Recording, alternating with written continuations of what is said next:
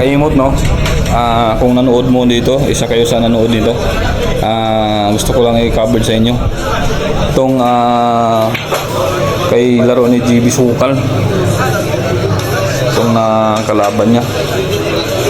Ito mga kaimot, ito yung number 1 tirador sa Visayas. Yan, nakalimutan ko lang yung pangalan niya.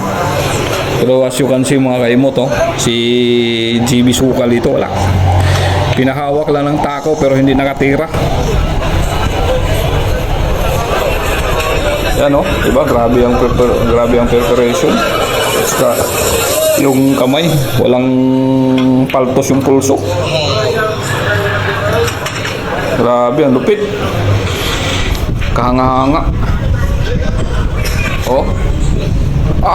Grabe, ang lupit.